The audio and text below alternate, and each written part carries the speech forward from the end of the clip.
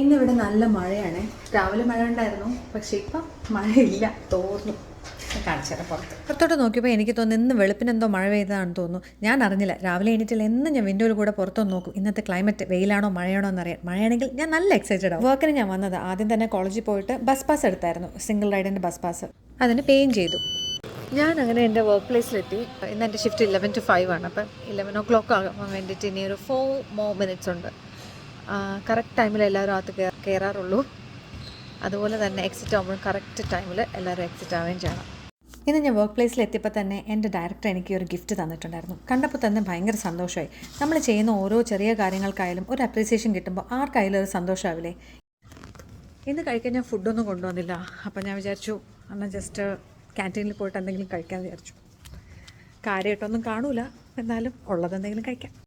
ക്യാൻറ്റീനിൽ ചെന്നപ്പോൾ ഈ ഉണക്ക ഫ്രഞ്ച് ഫ്രൈസും ഒരു ബോട്ടിൽ വാട്ടർ, ഇത് മാത്രമാണ് ഞാൻ വാങ്ങിയത്. ഇത് കഴിച്ചുകൊണ്ടിരുന്നപ്പോൾ എനിക്ക് നല്ല വിഷമമുണ്ടായിരുന്നു. ഇന്നലെ വല്ല ചോറും കറിയൊക്കെ നല്ലോണം ഉണ്ടാക്കി വെച്ചിരുന്നെങ്കിൽ ഇന്ന് അതും എല്ലാം എടുത്തുകൊണ്ട് വന്ന് കഴിച്ചാൽ പോരായിരുന്നോ. വേണ്ടാതെ ഞാനിതെല്ലാം കഴിച്ചു തീർത്തു. ബാക്കി വന്ന ഫ്രൈസ് ഞാൻ പാക്ക് ചെയ്ത് വെച്ചു.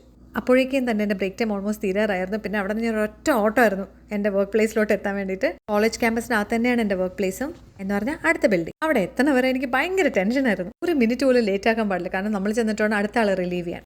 അങ്ങനെ 5 o'clock കഴിഞ്ഞപ്പോൾ എൻ്റെ വർക്ക് കഴിഞ്ഞായിരുന്നു. അങ്ങനെ ഞാൻ ബസ്സിൽ ഓടിയാണ് കയറി കേട്ടോ. അത് കഴിഞ്ഞിട്ട് ഞാൻ എൻ്റെ സ്റ്റോപ്പിൽ ഇറങ്ങി. ഞാൻ അങ്ങോട്ട് ചെന്നപ്പോഴേ എനിക്ക് മനസ്സിലായി അവിടെ എന്തോ ഒരു അടിപിടി പ്രശ്നത്തിൽ നിൽക്കുകയാണെന്നുള്ളത്. എന്നാലും കുറച്ച് നേരം എടുത്ത് ആശ്വസിപ്പിച്ചിട്ട് ഞാൻ പിന്നെ വീട്ടിലേക്ക് പോയി. ഇന്ന് അപ്പത്തിനുള്ള മാവ് ഞാൻ റെഡിയാക്കി വെച്ചിട്ടുണ്ടായിരുന്നു. കുറച്ച് കഴിഞ്ഞപ്പോൾ രജു ജോലി കഴിഞ്ഞിട്ട് വന്നു. ഇത്രയും നേരം വീട്ടിൽ നിന്നപ്പോൾ തിന്നുണ്ടായിരുന്നു. ഞാൻ അടുത്ത് നോക്കുമ്പോൾ ഉടനെ കൊണ്ടുവരും. എനിക്ക് ഒറ്റയ്ക്ക് എടുക്കാൻ ഇഷ്ടമല്ല. കുറച്ച് കഴിഞ്ഞപ്പോൾ രജു നൈനും കൂടെ ചെറുതായിട്ട് എന്തൊക്കെ ഗെയിംസ് കളിച്ചു. ഞാൻ ആ സമയത്ത് കുക്കിങ്ങിലായിരുന്നു. ഇന്ന് പൊട്ടറ്റോ കറിയാണ്, അതിൽ മുട്ടയും കൂടെ ഇട്ടിട്ട് ഉള്ള കറി. പിന്നെ അങ്ങനെ അപ്പം ഉണ്ടാക്കി, മുട്ടക്കറിയും റെഡിയായി. അങ്ങനെ നൈനും ഫീഡ് ചെയ്ത് കഴിഞ്ഞു. അത് കഴിഞ്ഞിട്ട് ഞാനും രജു ഒക്കെ കഴിച്ചു. കുറച്ച് കഴിഞ്ഞപ്പോൾ തന്നെ നൈനും ഉറങ്ങി.